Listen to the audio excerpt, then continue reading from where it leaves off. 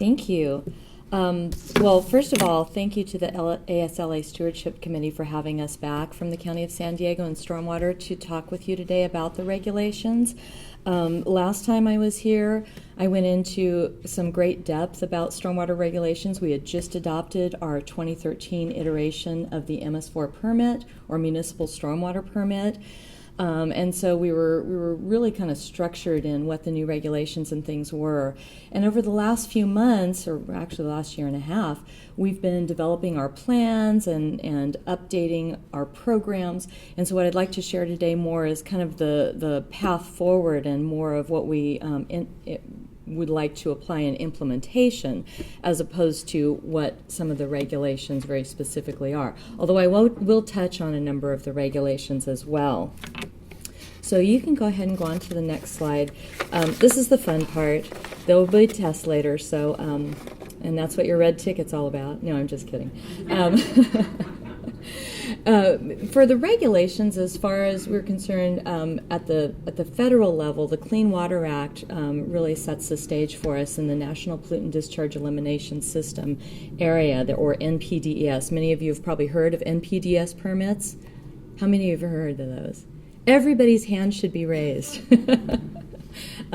Section 402 of the Clean Water Act requires that municipalities have an NPDES permit, that we obtain one, and that we update it every 5 years. So in 2013, our NPDES permit was updated. It went from about an 87-page, very prescriptive type document to a nearly 500-page, very flexible document with a lot of extra requirements to it. Now, at the state level, water policy and water quality policy and water rights policy is held at the State Water Resources Control Board.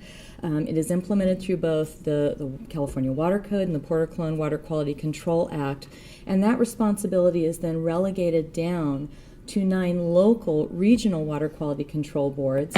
And as you can see from the map up here, and I'm going to use this handy little pointer that somebody left, which I can barely do, huh? This right here is San Diego County right here. Region 9, which is the permit that we're under, is this area right here. So we're talking about, in California, a rather small area. Our local regional board, which is Region 9, actually develops the permit for us. And then once it's adopted, we then have to implement it. Part of that permit implementation then, of course, is adopting new plans and programs and policies to move forward, and then regulate those throughout our communities. We can go on to the next slide. So when you get down to the county level, some of the things that help us implement this permit are those that you see on the screen here. Our watershed protection ordinance is our implementing ordinance at the county that allows us not only to implement the permit, but also offers us the opportunity to regulate those within the unincorporated county and ensure that we can compel compliance with the permit with residential, commercial, and business entities. We also have through the state, have adopted a landscape ordinance and our water efficient design manual, which helps us with new development and significant redevelopment with things such as landscaping, irrigation efficiency, things of that nature. Our low impact development handbook and fact sheets was recently updated in 2014, and that helps us with new and redevelopment as well. And also, with this new permit, we're required to implement a best management practices design manual, which will replace our standard urban stormwater mitigation manual. And we can go on to the next one. One of the things that we love to do, and we take every opportunity possible, is to educate people on this little fact right here. So if you take nothing away from today, just remember, our storm drains and our sewer systems are not connected. Anything that goes into the storm drain ends up in a local water body, like that beautiful blue ocean there in that little photograph. So one of the things we try to encourage people to do is to make sure that whatever does enter the storm drain is only clean water. It's not trash, it's not debris, it's not something that could pollute our local waterways. Because primarily what our NPDES permit does is it allows us to discharge water from our MS4 system or from our storm drain system into waters of the U.S., but that water has to be clean so that we don't impact local receiving waters. Okay, we can go on to the next slide. Some of the new requirements of this permit that I went through in greater detail last time are included up here on the board. We are developing water quality improvement plans for each of the watersheds that you see outlisted in Region 9 there on the map. From the Tecate Divide, which is the mountaintops westward, we have 11 separate watersheds, but 10 watershed management areas. Each of the watershed management areas is having a water quality improvement plan developed for us, and those are in the final stages of development. Actually, they're going through the finalization process now for each of the watersheds. And what the water quality improvement plans do is they just set our priorities and our goals and our strategies for achieving water quality improvement in the local watersheds. Our jurisdictional runoff management plan includes programs and strategies within each jurisdiction. So, for example, the County of San Diego will have a jurisdiction runoff plan, the City of San Diego will have one, City of Encinitas, so on and so forth. We'll each have our own jurisdictional runoff management plan that will talk about how we will implement strategies that will regulate discharges from our storm drain system into local receiving waters. And of course, I mentioned the best management practice design manual that we're currently in the process of developing. And this contains requirements for regular and priority development projects. In other words, controls needed to mitigate pollutants entering our receiving waters through our storm drain system. And of course, we have a whole new host, as I mentioned before, an over 400-page document of new requirements and prohibitions, some of which really do touch the landscaping industry. So some of the things I'm going to talk about in a really high level today, because we've got some really great speakers who are going to talk at this very specific level about projects, are new development regulations. Priority development project categories have changed. Retention on site is another big issue with this stormwater permit. The Regional Water Quality Control Board does not want water leaving the site. And so one of the new things we have to do is implement controls on new and significant redevelopment that retain that water on site, and that can be really challenging. Hydromodification controls have increased as well, and there are fewer exemptions. And finally, we do have the opportunity, if you will, to have an off-site alternative compliance program, which will help us in some cases with the retention program. But one of the things we do want to admonish everybody here is that to the best of my knowledge, no deciding body has actually approved of any of them having an alternative compliance program. We know that the County of San Diego is kind of leading the charge in having that program, and so what we're doing is we're kind of doing our background due diligence, or our homework and our analysis on what that program could look like in the event that our deciding body says, yes, let's go forward and have off-site alternative compliance. So we'll be poised and ready to go once that's decided. Now, as I move forward on this presentation, and we can go ahead and go to the next slide, you'll notice that in the lower right-hand corner that you'll sometimes see some numbers. This is the page in the section, or the section rather, of the permit, and in some cases the page too, where you can find more specific detail. And I know that this presentation is going to be posted for some of you on the website. So if you want more information, you can certainly contact me or any of our teammates, or you can go straight to the permit, which is out on the Regional Water Quality Control Board site, and look the additional information up as well. So one of the important things that's changed in our permit is priority development project categories. And priority development projects are land development projects for which co-permittees have to implement additional controls, minimum BMPs, in other words. So what's changed from our previous permit, the 2007 permit iteration, is, for example, in these categories, what used to be a residential development that included 10 dwelling units or more is now, when you build a residential development of 10,000 square feet of impervious cover or more, you are now kicked into the priority development category. Same with the commercial and industrial site areas. If you've developed one that includes more than 10,000 square feet, or 10,000 square feet of impervious surface or greater, you are kicked into the priority development project category. And also driveways, which were previously exempted in our last permit, if you add a driveway of 5,000 square feet or more, you are now kicked into automatically the priority development project category. So what does this mean, this new category? Well, what it means is you have to implement all the types of required controls on site that our permit outlines. You have to retain the 85th percent storm event in 24 hours. You have to implement source control, low impact development, and hydromodification controls on site. If it's not feasible to do those things on site, you may have, if the jurisdiction has an alternative compliance program, the ability to mitigate off-site. If the jurisdiction doesn't have an off-site program, then you don't have that opportunity and the controls have to be maintained on site. We can go to the next slide. There are some exemptions, though, thankfully, in the permit. Priority development project exemptions include when you use low-impact development or implement a Green Streets program. So if you're developing new sidewalks, bike lanes, or trails using LID, for example, permeable pavements, decomposed granite, bioswales, things of that nature, you would have some exemptions. They don't count, in other words, towards your calculations of impervious cover. Additionally, redeveloping alleys and roadways as green streets actually helps in that realm as well. And part of the reason for the redevelopment aspect of roadways and alleys is because we know that most of our pollution control problems happen in the urbanized areas. With this new permit, new development is going to implement all of these controls either on-site or off-site if they have the opportunity. So in theory, there should not be the discharge of pollutants off of those sites. They should be mitigated. But with our urbanized areas already built without all of these controls in place, we have the opportunity to make some improvements and some changes. And so the redevelopment of these areas is actually going to help us meet some of our project goals. Now, don't click it yet. I want to show you something. Some of the examples that we've been looking at, and again, we're developing a lot of our processes and a lot of our programs. We're looking at having a Green Streets program. We're looking at having an alternative compliance program. But and in doing our due diligence, we have not fully developed all of these things.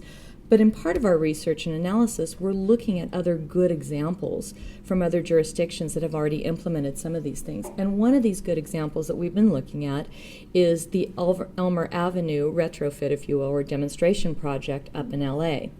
Now, I will say that Los Angeles has very different soils and very different conditions. They have a great groundwater basin that they're able to augment.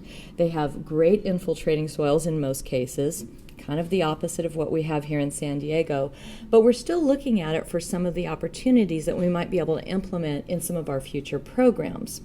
So as part of the LA water augmentation study, Elmer Avenue as a demonstration site and test facility was looked at. It's in a residential urbanized block in Los Angeles. It consists of 24 homes on this small street. It was designed originally to reduce flooding and water pollution, to increase local groundwater supplies and add neighborhood green streets, and to encourage the local residents to understand better that nexus between stormwater and stormwater controls and their landscape. So one of the things they did, and you can go ahead and click the button now because this is really impressive. This is where it started in 2007, and after the retrofit project, this is what the street looks like on the right now. They took a very old neighborhood with no curb and gutter, with flooding in front yards, a lot of old turf and old landscaping. They implemented curb and gutter. They implemented some what were inlets instead of curb cuts, bioswales, and then asked the participants if they wanted to implement rain barrels, rain gardens, take out their turf and implement more of a native or drought-tolerant, more climate-appropriate type landscaping. And out of the 24 homes, the majority of them did. And so they've had some great success with this. So I want to go ahead and go on to the next slide and give you some statistics. The entire project site, as I said, is 24 residential homes. It captures and treats runoff from 40 acres upstream of this street. So this small little street captures quite a large catchment area, which is really nice. Annually, it deposits about 16 acre-feet of groundwater recharge. It was one of the first, it was the first street light in Los Angeles to go what they call off the grid, because what they implemented, as you can see here, is actually solar street lights. And part of the rationale for doing that is so that they didn't have to underground the utilities or have to deal with any undergrounding of utilities, so that they could have the groundwater infiltration through the bioswales. The runoff is fed through curb inlets, which, and I wish I had added a picture of that, and I didn't. They're these small little, I'd say about 10 inches by about 3 or 4 inches high inlets that actually allow the runoff to go in there. What they found subsequently is that those actually clog up quite quickly and quite easily. So the Council for Watershed Health is actually going to go back in and do curb cuts in those areas as part of the demonstration. He's shaking his head, yes, I know about this project. And make sure that they can get that infiltration in. Into the bioswales. Additionally, what you have there, and that's that third graphic on the bottom over, is 2 subsurface infiltration galleries that have a capacity of over 113,000 gallons that they can hold and infiltrate slowly into to help with that groundwater recharge. At either end of the street, they have 2 groundwater basins that divert water into the infiltration galleries and thereby reduce pollutants and by settling sediment and trash out before they go into the galleries. So this is a really good example, and granted, this is a test facility, so it's kind of got all the bells and whistles, but it's a good example of what we could expect to see maybe in the future from the different jurisdictions on, where we could go with Green Street retrofits and the success we can have from them. We can go quickly to the next page. It's just a couple of pictures. This is a close-up of one of the bioswales, obviously filled after a storm event. The nice thing about it, too, from this perspective on the street, is that you have a more stable area. I think that there are some permeable pavers in there and allows the breakthrough of some plants, so that when you get out of your car, you can actually step on something more stable and not just step into a bioswale. The other picture shows the lights and then the climate-appropriate plants that were instituted there. So we can go on to the next slide. Additionally, I mentioned the retention standard. The retention standard for priority development projects is to retain the 85th% storm event by intercepting, storing, infiltrating, or allowing it to evapotranspirate. So when you're thinking about retrofitting landscapes, one of the things we're hoping you're thinking about is retaining that water on site. Good soil health, using low-impact development, things of those nature, to retain that water on site to the maximum extent practicable, because that's the types of things that are going to be that we're going to be looking for as we go out and do inspections and drive around residential neighborhoods, that we don't see over-irrigation and things of that nature. We can go on to the next slide. Additionally, the permit talks about certain discharges being considered illicit discharges, and that means that if we continue to see them, we actually could go out and take action. What we prefer to do is we prefer to educate people first and get them to change their behaviors. So things that you're going to see, just like I show in the big picture there, is over-irrigation. How many landscape architects in the room still design with overspray? That's one of the well, and I understand in your arena that's one of the things that you do so that you can get the edges of the plants watered fully. And now we're looking at that and saying, gosh, we can't do that anymore, because the Regional Water Quality Control Board is going to have us stormwater folks come out and address local residents that you can't let water leave your site. You've got to retain that water on site. We've got to mitigate all the dry weather flows. So what we're looking at is, how we can use landscape architecture, how we can use low impact development to mitigate that need for overspray and to reduce water consumption as well. Overspray or overhead spray? Overspray. Oh no, I meant the overspray. So in other words, and I know that in years past, that's a good point. In years past, what we've done is, what I've understand has been done is they've done a little overspray that goes out on the sidewalk so that they can get the edges of the turf fully watered, because otherwise the way that the spray is designed, it actually kind of goes in a circular motion. If you don't have some of that overlap, you don't get a full irrigation of the landscape. But what's happening is, if you've got overspray and somebody's pipe breaks, or somebody forgets they don't have a timer on their irrigation system, or they forget to turn it off, then you've got gallons and gallons of water running down the street potentially picking up pollutants and then discharging into the storm drains. That's what we're trying to mitigate. Overhead spray, that's a water efficiency issue, and so we would hope that we would look for more efficient means, drip irrigation, subsurface, that type of thing.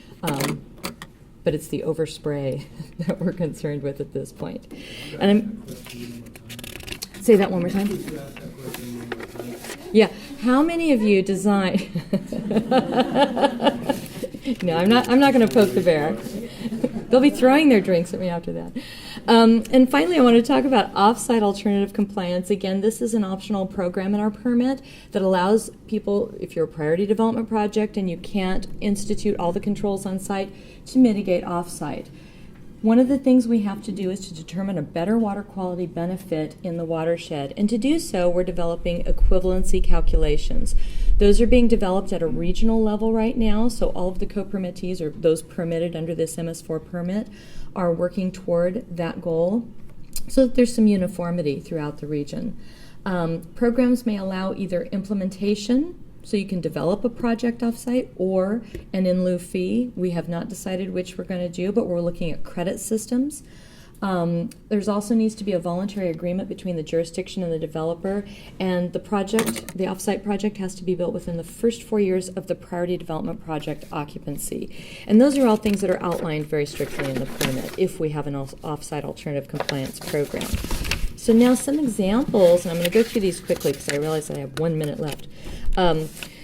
Regional examples of things, and this is again from LA. This is the South Los Angeles treatment wetlands. The city not only recognized that it needed more recreational area, but they had TMDL load reductions, total maximum daily load reductions. How many of you know that acronym by now? Yeah, it's becoming more and more prevalent. So they developed an extensive wetland here on what used to be an old transit site. Transit maintenance facility that is a 9-acre park and treats quite a bit of upstream area. I want to say 14 acres upstream, but I'd have to check in on that to be sure. We can go on to the next slide for the sake of time. The next thing, this is more of a distributed example. This is a small pocket park in a local residential neighborhood where they've actually taken and they're draining, again, residential runoff through an arroyo that goes down into this detention pond. Now, out here is the Los Angeles River. That's a picture of it, obviously, after a wet weather event, after a storm event. It holds quite a bit of water. It holds over 3,800 cubic feet of water and will infiltrate all of that water within 24 hours. Better water quality off into the LA River. So we're looking at things like retrofits like that. Also, a new concept is public-private partnerships. Public-private partnerships are basically a private investment in stormwater management, and it could be anything from large-scale development of infrastructure between private and public entities all the way down to something as simple as what we're doing with our Prop 84 grant program, the Sustainable Landscapes Program, which is basically a turf replacement program. We focus on resource management, conservation, permeability, and retention, and implementing the new norm. And this allows local public residents to take control of stormwater management on their properties. I wanted to provide everybody some resources so that you could do a little additional homework on your own. These are 2 websites that the County of San Diego works with. Well, we manage one. Project Clean Water website, where we have a lot of very specific information about the different plans that I've talked about today, and also the County of San Diego's Watershed Protection Program watershed site.